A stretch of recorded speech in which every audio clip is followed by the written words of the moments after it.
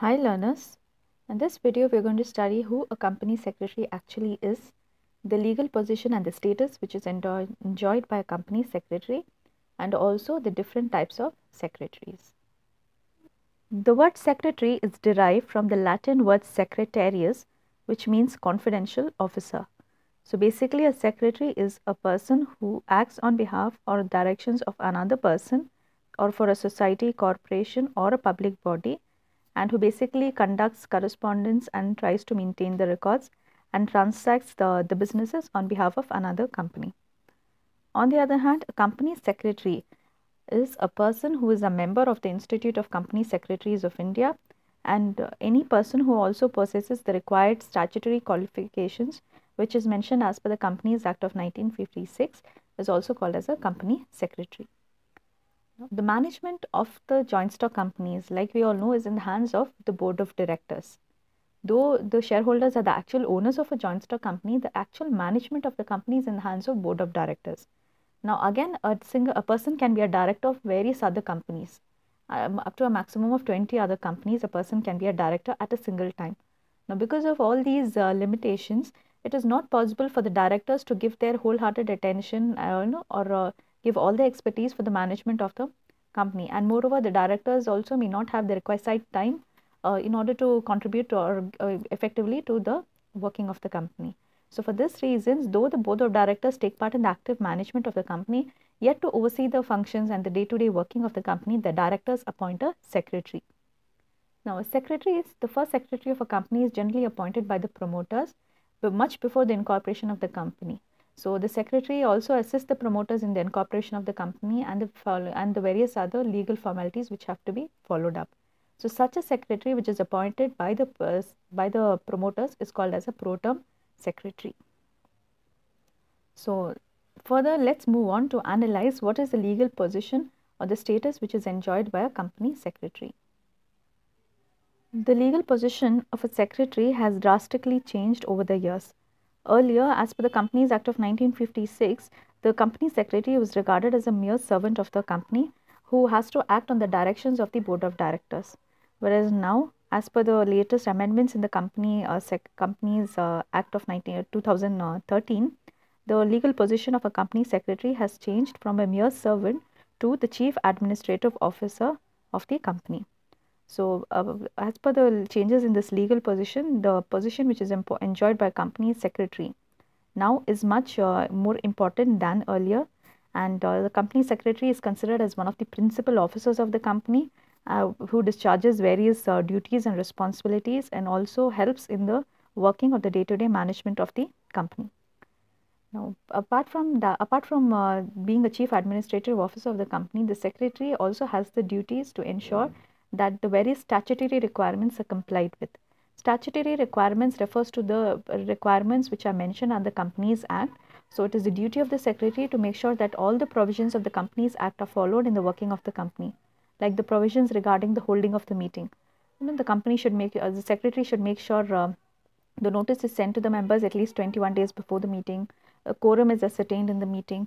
The secretary should make sure that the meeting is headed by a chairman, and the secretary should make sure that after the meeting the minutes are made and recorded in the minutes book. So basically, if you see, the secretary is bestowed with the responsibility of making sure that the statutory requirements as per the Companies Act are complied with.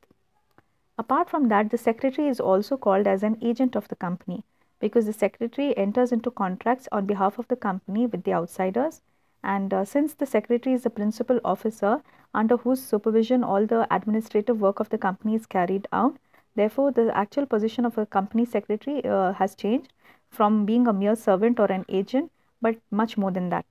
Okay, further, if you see, the secretary, like I said, the secretary acts on the directions of the board of directors. So only the secretary has to do those activities which are instructed to the secretary by the board of directors. Therefore, the secretary is also called as the mouthpiece of the board of directors, because the secretary cannot act in his own capacity. He or she has to fulfill the directions which is issued by the board of directors. But however, the board of directors are the actual people responsible for the working of the company. So therefore, it is also called as it is also referred to as the directors are the brains of the company, and the secretary are the eyes, ears and hands of the company. Further, because of the legal position where the secretary enjoys, the secretary also has intimate knowledge of the internal and confidential affairs of the company. And in actual practice, though the secretary has to work on the directions of the board of directors, but still the secretary is generally consulted by the chairman and board of directors on all the matters relating to the working of the company. So this is the legal position or the status of a company secretary. Among the various types of secretaries, the first kind of secretary is a private secretary. Now, a private secretary is generally a secretary which is appointed by an individual. The individual is generally a person who enjoys an important position as a minister in the government or a member of the parliament. When the secretary is appointed by an individual for to attend to their personal work as well as the professional work, then such secretaries is called as a private secretary. Like an education minister appointing a secretary to assist the minister in discharging the duties is a private secretary. Similarly, in the case of a school principal, if they appoint a private secretary to discharge their duties, then such people are also called as a private secretary. Further, the private secretary is entrusted not only with the official duties of the individual, but also helps in discharging certain personal work of the individual. The next kind of a secretary is secretary of an association or club. An association or club refers to a voluntary association of certain members. And generally these associations or clubs are non-profit organizations, like organizations engaged in charitable work, in cultural associations, in sports, athletics, and various other interests. So the secretary, when they are appointed by a club or an association to look after the day-to-day working of the association or the club, then they are called as the secretary of a club or an association. Now, generally, the members of the club, okay, are not able to contribute contribute their time and efforts in the management of the affairs of the club or the association. Therefore, generally, a paid secretary is appointed to look after the working of the club or the association.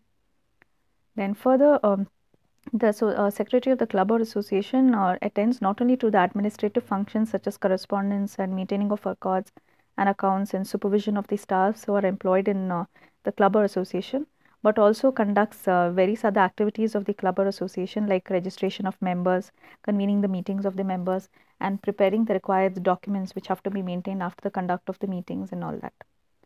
Next, we have secretary of a cooperative society. A cooperative society is a voluntary association of people generally belonging from the weaker or the economically backward sections of the society in order to get mutual benefits. So generally we have various kinds of cooperative societies, like consumer cooperative societies, producer cooperative societies. So generally people who want to have get economic benefit mutually, they join and form a cooperative society. Even now, again, to generally cooperative societies, to ensure that the working of the cooperative societies are conducted on modern lines and in an efficient manner, the cooperative societies appoint full-time secretaries. Now, basically the duty of such full-time secretaries of a cooperative society is to make sure that assess the managing committee who is responsible for managing the affairs of the cooperative society, in managing the affairs of the society. Then the secretary of a cooperative society should also execute the decisions which are taken by the managing company, and also maintain the proper records and accounts of the cooperative society. The next kind of secretary is secretary of a government department. Now, each department of the government is generally under the control of a secretary. Like I said, we have an education department. Now, an education department will have a secretary for the education department. Similarly, if there is a finance department, there will be a secretary for the finance department. So, basically, the duties of the government secretaries are to make sure that the administrative and executive functions relating to the departments are discharged properly, and the secretary of a government department also also performs advisory functions, like advising the ministers and the other members responsible for that particular department whenever they have to take any decisions. And also the secretary has to supply important information which is needed by the minister and the other members of the government department. The next secretary is secretary of a local body.